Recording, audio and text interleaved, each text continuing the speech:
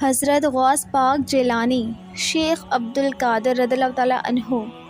غوث پاک کا ولیوں میں وہی مقام ہے جو نبیوں میں رسول کریم کا ہے۔ حضرت غوث پاک کو اللہ تعالیٰ نے بڑے اعزازات سے نوازا ہے۔ اعزاز اللہ نے یہ بھی دیا کہ ماں کی طرف سے آپ حسینی ہیں اور والد کی طرف سے حسنی سید۔ غوث پاک فرماتے ہیں کہ آپ چھوٹے تھے، والد کا انتقال ہو گیا تھا، ان کی والدہ تھی اور وہ 2 بھائی تھے۔ فرماتے ہیں کہ بچے کھیلنے کے لیے نکلے تو آپ بھی ان کے پیچھے کھیلنے نکل گئے۔ ایک بیل بچوں کے قابو آ گیا تو کوئی بچہ اس کے کان کھینچتا، کوئی اس کی دم چھیڑتا، کوئی اس کے سینگ پکڑتا، یوں سب بچوں اس بیل کو پریشان کرنے لگے۔ آپ رضی اللہ تعالیٰ عنہ بھی چھوٹے تھے، بچوں کو دیکھ کر آپ نے بھی بیل کی دم پکڑ لی۔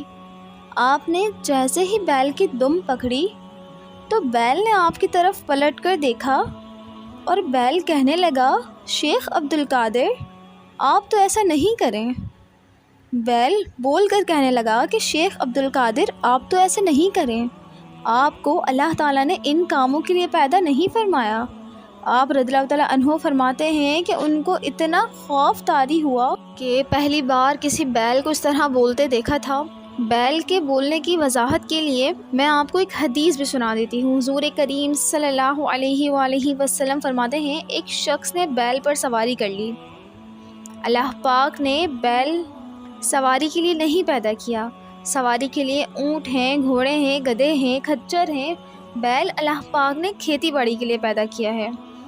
تو اس شخص نے جب بیل پر سواری کی تو بیل کہنے لگا، بڑے ہی بے وقوف ہو، مجھے اللہ نے سواری کے لیے پیدا نہیں کیا، مجھ سے وہ کام لو جس کے لیے میں پیدا کیا گیا۔ تو اس طرح بیل کو بولتا دیکھ کر وہ بندہ ڈر گیا اور کہنے لگا، بڑی حیرانگی والی بات ہے کہ بیل بول رہا ہے۔ تو بیل پھر بول پڑا، کہنے لگا کہ ایک اس سے بھی زیادہ حیرانگی والی بات ہے۔ اس بندے نے پوچھا، وہ کیا؟ بیل کہنے لگا کہ مدینے میں نبی پاک تشریف لے آئے ہیں اور تم نے ابھی تک کلمہ نہیں پڑھا، یہ سب سے زیادہ حیرانگی والی بات ہے۔ وہ شخص یہ سنتے ہی مدینے کی طرف دوڑا۔ جیسے ہی مدینے میں داخل ہوا تو اسے دیکھ کر حضور مسکرائے اور فرمانے لگے، آؤ پڑھ لو کلمہ، مجھے پتہ ہے تمہیں کس نے بھیجا ہے۔ یہ حدیث جامع المعجزات میں موجود ہے۔ تو آپ رضی اللہ تعالیٰ عنہ بیل کو بولتے دیکھ کر ڈر گئے اور بھاگتے ہوئے گھر پہنچے۔ جب آپ گھر پہنچے تو آپ کے کانوں میں آواز آنے لگی۔ آپ چھت پر چڑھ گئے۔ آپ نے جیلان میں اپنے چھت پر چڑھ کر دیکھا تو حج کے دن تھے۔ آپ کی نظر سیدھی میدان عرفات پر گئی۔